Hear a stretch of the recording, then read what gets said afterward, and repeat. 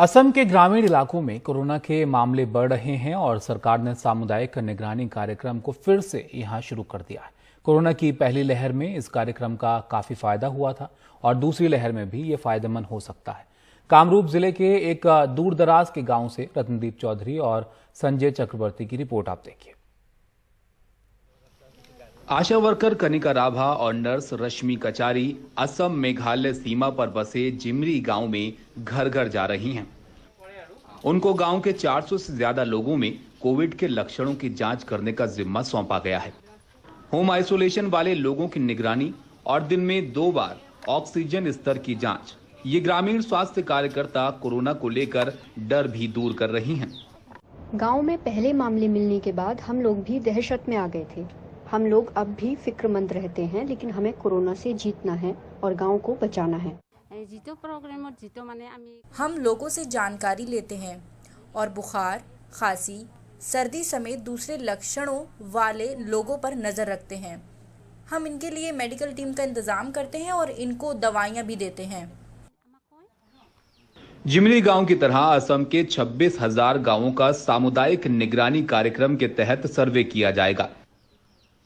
ग्रामीण स्वास्थ्य कार्यकर्ताओं के भरोसे चल रही इस मुहिम में पहली वेव के दौरान अच्छे नतीजे मिले थे और इस बार दूर दराज के इलाकों में जब कोरोना के केस बढ़े तो इस कार्यक्रम को दोबारा शुरू किया गया है।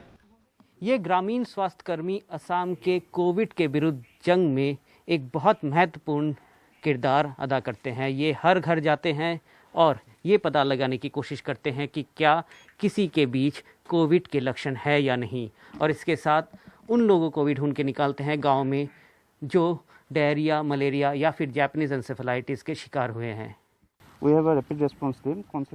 हमारी 2 रैपिड रिस्पांस टीम तैयार रहती हैं। जब भी हमको आशा कार्यकर्ता से किसी संक्रमित व्यक्ति की जानकारी मिलती है या उस शख्स की जानकारी मिलती है जिसका इलाज होना है, तो हम ऑक्सीजन सिलेंडर और दूसरे उपकरणों के साथ पहुंच जाते हैं और गांव में शुरुआती इलाज देने लगते हैं।